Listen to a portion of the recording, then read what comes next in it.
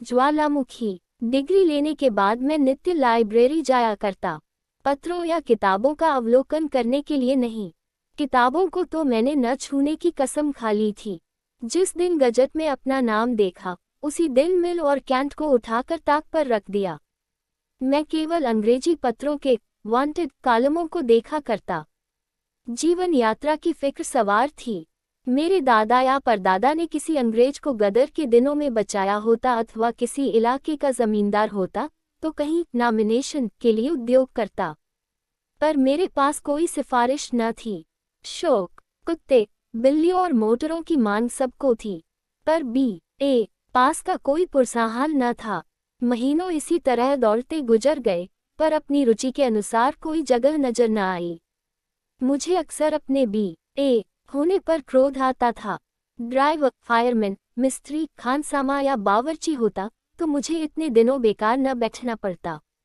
एक दिन मैं चारपाई पर लेटा हुआ एक पत्र पढ़ रहा था कि मुझे एक मांग अपनी इच्छा के अनुसार दिखाई दी। किसी रईस को एक ऐसे प्राइवेट सेक्रेटरी की जरूरत थी जो विद्वान, रसिक, सहृदय और रूपवान हो। वेतन 1000 मासिक। मैं उछल पड़ा। कहीं मेरा भाग्य उदय हो जाता और यह पद मुझे मिल जाता तो जिंदगी चैन से कट जाती। उसी दिन मैंने अपना विनय पत्र अपने फोटो से साथ रवाना कर दिया, पर अपने आत्मीय गणों में किसी से इसका जिक्र न किया कि कहीं लोग मेरी हंसी न उड़ाएं। मेरे लिए 30 रू मासिक भी बहुत थे। 1000 कौन देगा, पर दिल से यह ख्याल दूर न होता। बैठे बैठे शेख चिल्ली के मंसूबे बांधा करता, फिर होश में आकर अपने को समझाता कि मुझमें ऐसे ऊंचे पद के लिए कौन सी योग्यता है। मैं अभी कॉलेज से निकला हुआ पुस्तकों का पुतला हूँ, दुनिया से बेखबर। उस पद के लिए एक से एक विद्वान, अनुभवी पुरुष मुंह फैलाए बैठे होंगे। मेरे लिए कोई आशा नहीं। मैं रूपवान सही, सजीला सही, मगर ऐसे पदों के लिए केवल रूपवान होना काफी नहीं होता। विज्ञापन में इसकी चर्चा करने से केवल इतना अभिप्राय होगा कि कुरूप आदमी की जरूरत नहीं, और उचित भी है, बल्कि बहुत सजीलापन तो ऊंचे पदों के लिए कुछ शोभा नहीं देता। मध्यम श्रेणी, तोंद भरा हुआ शरीर, फूले हुए गाल और गौरवयुक्त वाक्य शैली यह उच्च पदाधिकारियों के लक्षण हैं और मुझे इनमें से एक भी मयस्सर नहीं। इसी आशा और भय में एक सप्ताह गुजर गया और अब निराश हो गया। मैं भी कैसा ओछा हूं कि एक बेसिर पैर की बात के पीछे ऐसा फूल उठा। इसी को लड़कपन कहते हैं। जहां तक मेरा ख्याल है, किसी दिल्लगीबाज ने आजकल के शिक्षित समाज की मूर्खता की परीक्षा करने के लिए ये स्वांग रचा है। मुझे इतना भी न सूझा, मगर 8वें दिन प्रातःकाल तार के चपरासी ने मुझे आवाज दी। मेरे हृदय में गुदगुदी सी होने लगी। लपका हुआ आया। तार खोलकर देखा, लिखा स्वीकार है, शीघ्र आओ, ऐशगढ़। मगर यह सुख संवाद पाकर मुझे वह आनंद न हुआ जिसकी आशा थी। मैं कुछ देर तक खड़ा सोचता रहा, किसी तरह विश्वास न आता था। जरूर किसी दिल्लगीबाज की शरारत है, मगर कोई मुजायका नहीं। मुझे भी इसका मुंह तोड़ जवाब देना चाहिए। तार दे दून की 1 महीने की तनख्वाह भेज दो, आप ही सारी कलई खुल जाएगी।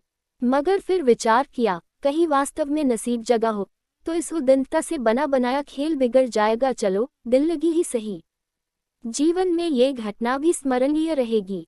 तिलस्म को खोल ही डालूं, ये निश्चय करके तार द्वारा अपने आने की सूचना दे दी और सीधे रेलवे स्टेशन पर पहुंचा। पूछने पर मालूम हुआ कि यह स्थान दक्षिण की ओर है। टाइम टेबल में उसका वृतांत विस्तार के साथ लिखा था। स्थान अतिरमणीय है, पर जलवायु स्वास्थ्यकर नहीं। हाँ, हृष्ट पुष्ट नवयुवकों पर उसका असर शीघ्र नहीं होता। दृश्य बहुत मनोरम है, पर जहरीले जानवर बहुत मिलते हैं। यथासाध्य अंधेरी घाटियों में न जाना चाहिए। ये वृतांत पढ़कर उत्सुकता और भी बड़ी। जहरीले जानवर हैं तो हुआ करे, कहाँ नहीं है। मैं अंधेरी घाटियों के पास भूलकर भी न जाऊंगा। आकर सफर का सामान ठीक किया और ईश्वर का नाम लेकर नियत समय पर स्टेशन की तरफ चला, पर अपने आलापी मित्रों से इसका कुछ जिक्र न किया, क्योंकि मुझे पूरा विश्वास था कि 2 ही 4 दिन में फिर अपना समूह लेकर लौटना पड़ेगा। गाड़ी पर बैठा तो शाम हो गई थी।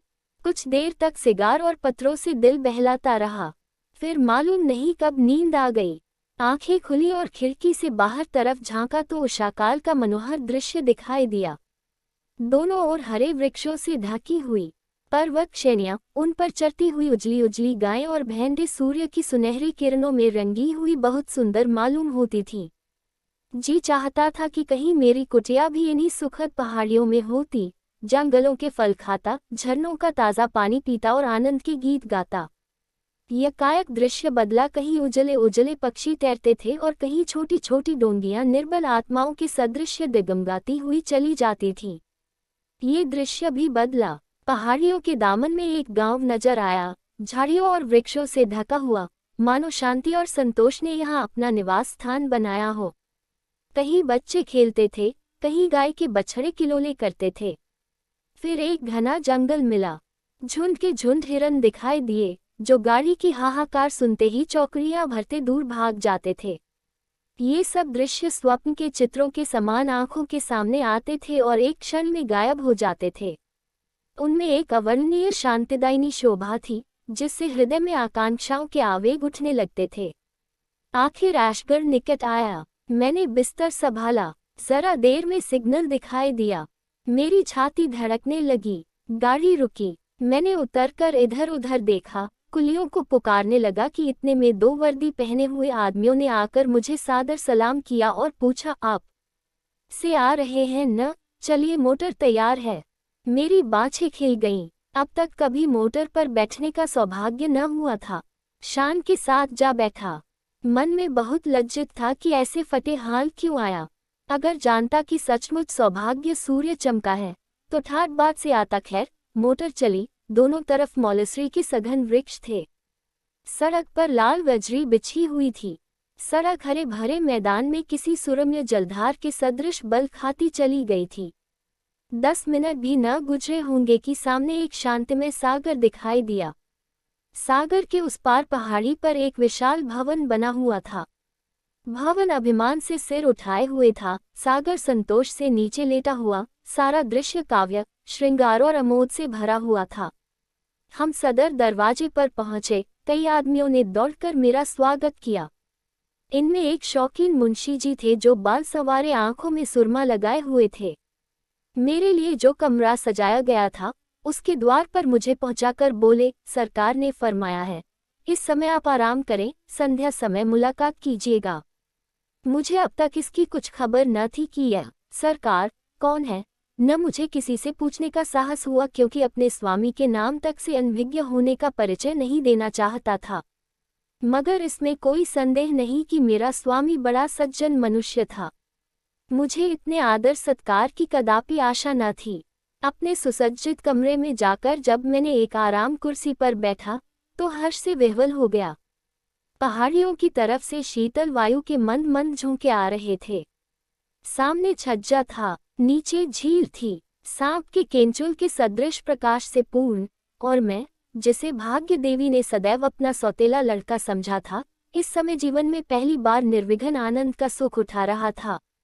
तीसरे पहर शौकीन मुंशी जी ने आकर इत्तला दी कि सरकार ने याद किया है। मैंने इस बीच में बाल बना लिए थे। तुरंत अपना सर्वोत्तम सूट पहना और मुंशी जी के साथ सरकार की सेवा में चला। इस समय मेरे मन में ये शंका उठ रही थी कि मेरी बातचीत से स्वामी असंतुष्ट न हो जाएं और उन्होंने मेरे विषय में जो विचार स्थिर किया हो, उसमें कोई अंतर न पड़ जाए। तथापि मैं अपनी योग्यता का परिचय देने के लिए खूब तैयार था। हम कई बरामदों से होते अंत में सरकार के कमरे के दरवाजे पर पहुंचे। रेशमी पर्दा पड़ा हुआ था। मुंशी जी ने पर्दा उठाकर मुझे इशारे से बुलाया। मैंने कांपते हुए हृदय से कमरे में कदम रखा और आश्चर्य से चकित रह गया। मेरे सामने सौंदर्य की एक ज्वाला दीप्तिमान थी। फूल भी सुंदर है और दीपक भी सुंदर है। फूल में ठंडक और सुगंधी है, दीपक में प्रकाश और उद्दीपन। फूल पर ब्रह्म उड़कर उसका रस लेता है, दीपक में पतंग जलकर राख हो जाता है। मेरे सामने कारचोबी मनसद पर जो सुंदरी विराजमान थी, वह सौंदर्य की एक प्रकाशमय ज्वाला थी। फूल की पंखुड़ियां हो सकती हैं, ज्वाला को विभक्त करना असंभव है। उसके एक एक अंग की प्रशंसा करना ज्वाला को काटना है। वह नक्शे की ज्वाला थी, वही दीपक, वही चमक, वही लालिमा, वही प्रभा। कोई चित्रकार सौंदर्य प्रतिमा का इससे इच्छा चित्र नहीं खींच सकता था। रमणी ने मेरी तरफ वात्सल्य दृष्टि से देखकर कहा, आपको सफर में कोई विशेष कष्ट तो नहीं हुआ? प्रश्नवाचक चिन्ह। मैंने संभल कर उत्तर दिया, जी नहीं, कोई कष्ट नहीं हुआ। रमणी, ये स्थान पसंद आया? मैंने साहसपूर्ण उत्साह के साथ जवाब दिया, ऐसा सुंदर स्थान पृथ्वी पर न होगा। हाँ, गाइड बुक देखने से विदित हुआ कि यहाँ का जलवायु जैसा सुखद प्रकट होता है, यथार्थ में वैसा नहीं, विषैले पशुओं की भी शिकायत है। ये सुनते ही रमणी का मुख सूर्यकांतिहीन हो गया। मैंने तो चर्चा इसलिए कर दी थी जिससे प्रकट हो जाए कि यहाँ आने में मुझे भी कुछ त्याग करना पड़ा है, पर मुझे ऐसा मालूम हुआ कि इस चर्चा से उसे कोई विशेष डैक हुआ। पर क्षण भर में सूर्यमंडल से बाहर निकल आया। बोली, ये स्थान अपनी रमणीयता के कारण बहुधा लोगों की आंखों में खटकता है। गुण का निरादर करने वाले सभी जगह होते हैं, और यदि जलवायु कुछ हानिकर हो भी तो आप जैसे बलवान मनुष्य को इसकी क्या चिंता हो सकती है। रहे विषैले जीव जंतु, वह अपने नेत्रों के सामने विचर रहे हैं। अगर मोर, हिरन और हंस विषैले जीव हैं, जो निस्संदेह यहाँ विषैले जीव बहुत हैं। मुझे संशय हुआ कहीं मेरे कथन से उसका चित्त खिन्न न हो गया हो। गर्व से बोला, इन गाइड बुकों पर विश्वास करना सर्वथा भूल है। इस वाक्य से सुंदरी का हृदय खिल गया। बोली, आप स्पष्टवादी मालूम होते हैं और यह मनुष्य का एक उच्च गुण है। मैं आपका चित्र देखते ही इतना समझ गई थी। आपको ये सुनकर आश्चर्य होगा कि इस पद के लिए मेरे पास 1 लाख से अधिक प्रार्थना पत्र आए थे। कितने M.A. थे, कोई D था, कोई जर्मनी से D उपाधि किए हुए था, मानो यहाँ मुझे किसी दार्शनिक विषय की जांच करवानी थी। मुझे अब की ही यह अनुभव हुआ कि देश में उच्च शिक्षित मनुष्यों की इतनी भरमार है। कई महाशयों ने स्वरचित ग्रंथों की नामावली लिखी थी, मानो देश में लेखकों और पंडितों ही की आवश्यकता है।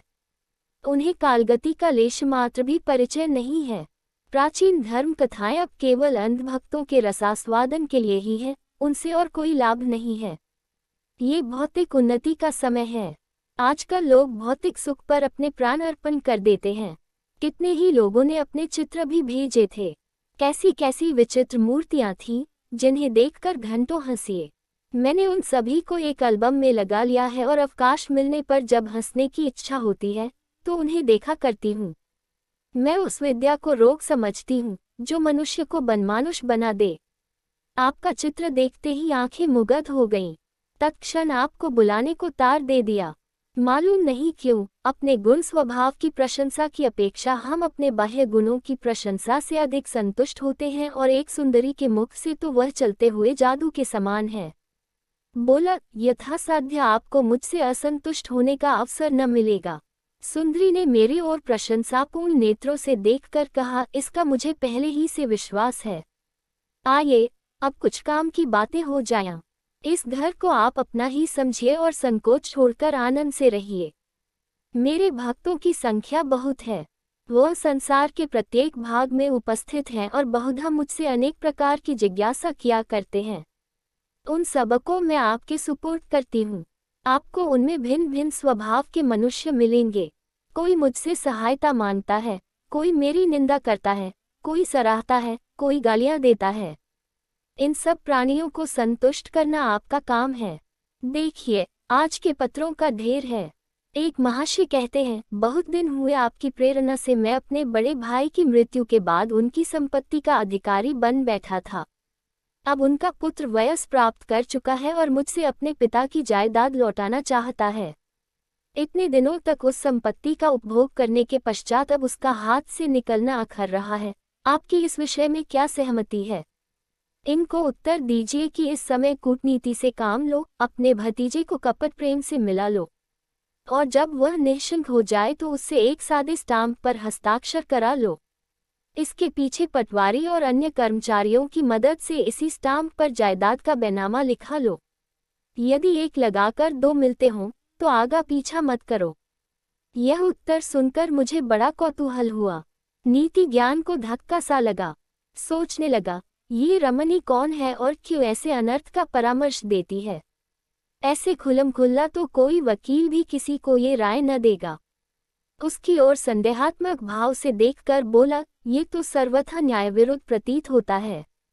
कामिनी खिलखिलाकर हंस पड़ी और बोली, न्याय की आपने भली कही। यह केवल धर्मांध मनुष्यों के मन का समझौता है, संसार में इसका अस्तित्व नहीं। बाप ऋण लेकर मर जाए, लड़का कौड़ी कौड़ी भरे। विद्वान लोग इसे न्याय कहते हैं, मैं इसे घोर अत्याचार समझती हूँ। इस न्याय के पर्दे में गांठ के पूरे महाजन की हेकड़ी साफ झलक रही है। एक डाकू किसी भद्र पुरुष के घर में डाका मारता है, लोग उसे पकड़कर कैद कर देते हैं। धर्मात्मा लोग इसे भी न्याय कहते हैं, किंतु यहाँ भी वही धन और अधिकार की प्रचंडता है। भद्र पुरुष ने कितने ही घरों को लूटा, कितनों ही का गला दबाया और इस प्रकार धन संचय किया, किसी को भी उन्हें आंख दिखाने का साहस न हुआ। डाकू ने जब उनका गला दबाया तो वह अपने धन और प्रभुत्व के बस से उस पर वज्र प्रहार कर बैठे। इसे न्याय नहीं कहते। संसार में धन, छल, कपट, धूर्तता का राज्य है, यही जीवन संग्राम है। यहाँ प्रत्येक साधन जिससे हमारा काम निकले, जिससे हम अपने शत्रुओं पर विजय पा सके, न्यायानुकूल और उचित है। धर्म युद्ध के दिन अब नहीं रहे। ये देखिए, यह एक दूसरे सज्जन का पत्र है। वह कहते हैं, मैंने प्रथम श्रेणी में M.A. पास किया, प्रथम श्रेणी में कानून की परीक्षा पास की, पर अब कोई मेरी बात भी नहीं पूछता। अब तक यह आशा थी कि योग्यता और परिश्रम का अवश्य ही कुछ फल मिलेगा, पर 3 साल के अनुभव से ज्ञात हुआ कि यह केवल धार्मिक नियम है। 3 साल से घर की पूंजी खा चुका। अब विवश होकर आपकी शरण लेता हूँ। मुझ हतभाग्य मनुष्य पर दया कीजिए और मेरा बेड़ा पार लगाए। इनको उत्तर दीजिए कि जाली दस्तावेज बनाए और झूठे दावे चलाकर उनकी डिग्री करा लीजिए। थोड़े ही दिनों में आपका क्लेश निवारण हो जाएगा। ये देखिए, एक सज्जन और कहते हैं, लड़की सयानी हो गई है। जहाँ जाता हूँ लोग दायज की गठरी मांगते हैं। यहाँ पेट की रोटियों का ठिकाना नहीं, किसी तरह भलमनसी निभा रहा हूँ। चारों ओर निंदा हो रही है, जो आज्ञा हो उसका पालन करूँ। इन्हें लिखिए, कन्या का विवाह किसी बुढ़े खुर्राट सेठ से कर दीजिए। वह दायज लेने की जगह कुछ उल्टे और दे जाएगा। अब आप समझ गए होंगे कि ऐसे जिज्ञासुओं को किस ढंग से उत्तर देने की आवश्यकता है। उत्तर संक्षिप्त होना चाहिए, बहुत टीका टिप्पणी व्यर्थ होती है। अभी कुछ दिनों तक आपको ये काम कठिन जान पड़ेगा, पर आप चतुर मनुष्य हैं, शीघ्र आपको इस काम का अभ्यास हो जाएगा। तब आपको मालूम होगा कि इससे सहज और कोई उपाय नहीं है। आपके द्वारा सैकड़ों दारुण दैक भोगने वालों का कल्याण होगा और वह आजन्म आपका यश गाएंगे। मुझे यहाँ रहते 1 महीने से अधिक हो गया, पर अब तक मुझ पर यह रहस्य न खुला कि यह सुंदरी कौन है। मैं किसका सेवक हूँ? इसके पास इतना अतुल धन, ऐसी ऐसी विलास की सामग्रियाँ कहाँ से आती हैं? जिधर देखता था ऐश्वर्य ही का आडंबर दिखाई देता था। मेरे आश्चर्य की सीमा न थी, मानो किसी तिलिस्म में फंसा हूँ। इन जिज्ञासाओं का इस रमणी से क्या संबंध है, ये भेद भी न खुलता था। मुझे नित्य उससे साक्षात होता था, उसके सम्मुख आते ही मैं अचेत सा हो जाता था। उसकी चितवनों में एक आकर्षण था जो मेरे प्राणों को खींच लिया करता था। मैं वाक्य शून्य हो जाता, केवल छिपी हुई आंखों से उसे देखा करता था।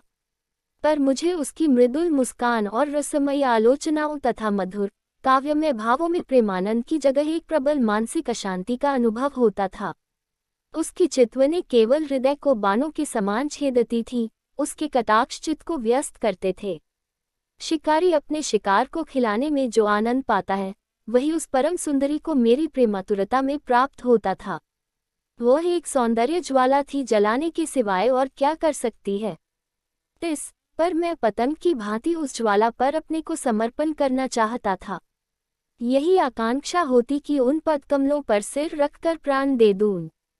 ये केवल उपासक की भक्ति थी, काम और वासनाओं से शून्य। कभी कभी वह संध्या के समय अपने मोटर बोट पर बैठकर सागर की सैर करती तो ऐसा जान पड़ता मानो चंद्रमा आकाश लालिमा में तैर रहा है। मुझे इस दृश्य में सुख प्राप्त होता था। मुझे अब अपने नियत कार्यों में खूब अभ्यास हो गया था। मेरे पास प्रतिदिन पत्रों का पोथा पहुंच जाता था। मालूम नहीं किस डाक से आता था। लिफाफों पर कोई मोहर न होती थी। मुझे इन जिज्ञासुओं में बहुधा वह लोग मिलते थे जिनका मेरी दृष्टि में बड़ा आदर था। कितने ही ऐसे महात्मा थे जिनमें मुझे श्रद्धा थी। बड़े बड़े विद्वान लेखक और अध्यापक, बड़े बड़े ऐश्वर्यवान रईस, यहाँ तक कि कितने ही धर्म के आचार्य नित्य अपनी राम कहानी सुनाते थे। उनकी दशा अत्यंत करुणाजनक थी। वह सबके सब मुझे रंगे हुए सियार दिखाई देते थे। जिन लेखकों को मैं अपनी भाषा का स्तंभ समझता था, उनसे घृणा होने लगी। वह केवल उचक्के थे, जिनकी सारी कीर्ति चोरी, अनुवाद और कतरब्यौंत पर निर्भर थी। जिन धर्म के आचार्यों को मैं पूज्य समझता था, वह स्वार्थ, तृष्णा और घोर नीचता के दलदल में फंसे हुए दिखाई देते थे। मुझे धीरे धीरे यह अनुभव हो रहा था कि संसार की उत्पत्ति से अब तक लाखों शताब्दियां बीत जाने पर भी मनुष्य वैसा ही क्रूर, वैसा ही वासनाओं का गुलाम बना हुआ है। बल्कि उस समय के लोग सरल प्रकृति के कारण इतने कुटिल, दुराग्रहों में इतने चालाक न होते थे। एक दिन संध्या समय उस रमणी ने मुझे बुलाया। मैं अपने घमंड में ये समझता था कि मेरे बांकपन का कुछ न कुछ असर उस पर भी होता है। अपना सर्वोत्तम सूट पहना, बल से अवारे और विरक्त भाव से जाकर बैठ गया। यदि वह मुझे अपना शिकार बनाकर खेलती थी, तो मैं भी शिकार बनकर उसे खिलाना चाहता था। जो ही मैं पहुंचा, उस लावण्यमयी ने मुस्कुराकर मेरा स्वागत किया, पर मुखचंद्र कुछ मलिन था। मैंने अधीर होकर पूछा, सरकार का जी तो अच्छा है। उसने निराश भाव से उत्तर दिया, जी हाँ, 1 महीने से एक कठिन रोग में फंस गई हूँ। अब तक किसी भांति अपने को संभाल सकी हूँ, पर अब रोग असाध्य होता जाता है। उसकी औषधि निर्दय मनुष्य के पास है। वह मुझे प्रतिदिन तड़पते देखता है, पर उसका पाषाण हृदय जरा भी नहीं पसीजता। मैं इशारा समझ गया। सारे शरीर में एक बिजली सी दौड़ गई। सांस बड़े वेग से चलने लगी। एक उन्मत्तता का अनुभव होने लगा। निर्भय होकर बोला, संभव है जिसे आपने निर्दय समझ रखा हो वह भी आपको ऐसा ही समझता हो और भय से मुंह खोलने का साहस न कर सकता हो। सुंदरी ने कहा, तो कोई ऐसा उपाय बताए जिससे दोनों ओर की आग बुझे। प्रियतम, अब मैं अपने हृदय की दहकती हुई विरहाग्नि को नहीं छिपा सकती। मेरा सर्वस्व आपको भेंट है। मेरे पास वह खजाने हैं जो कभी खाली न होंगे। मेरे पास वह साधन हैं जो आपको कीर्ति के शिखर पर पहुंचा देंगे। मैं समस्त संसार को आपके पैरों पर झुका सकती हूँ। बड़े बड़े सम्राट भी मेरी आज्ञा को नहीं टाल सकते।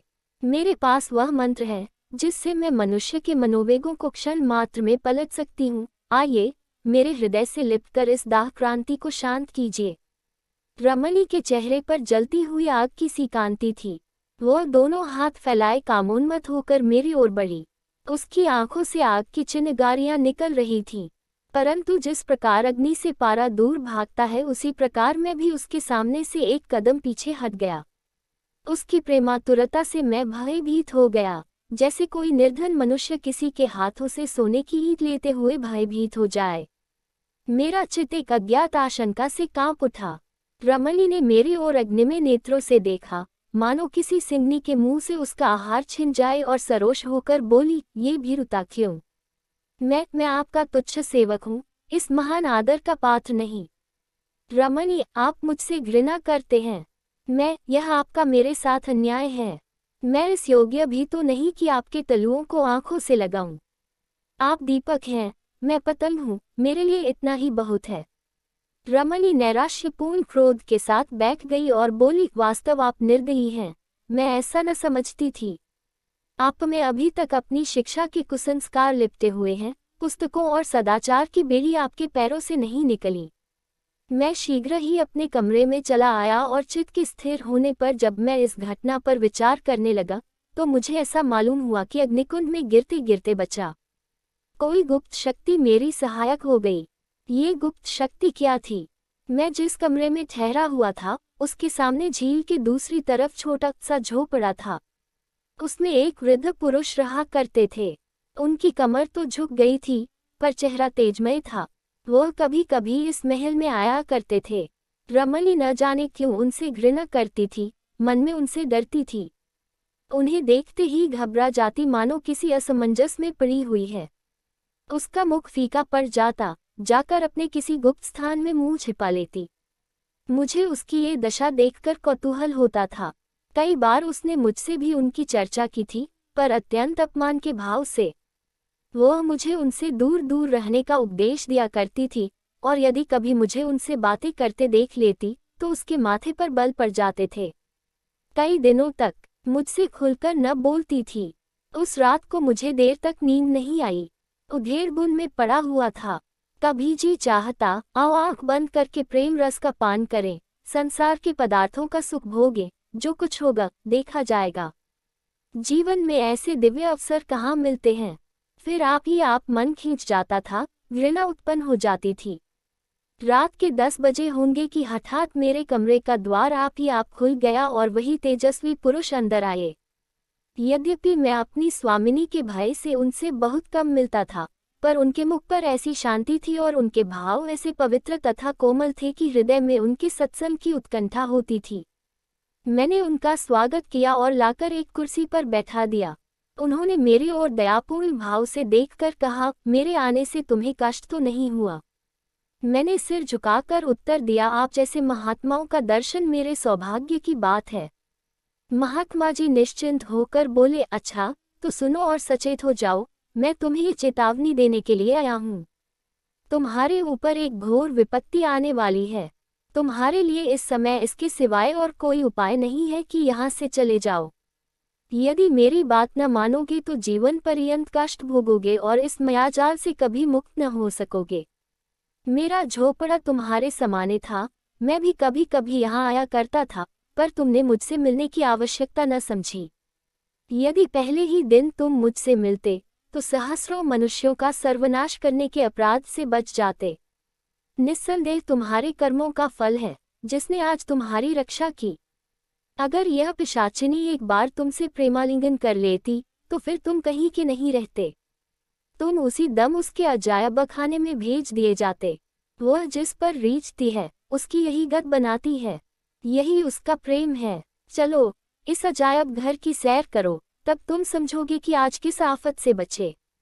ये कहकर महात्मा जी ने दीवार में एक बटन दबाया। तुरंत एक दरवाजा निकल आया। यह नीचे उतरने की सीढ़ी थी। महात्मा उसमें घुसे और मुझे भी बुलाया।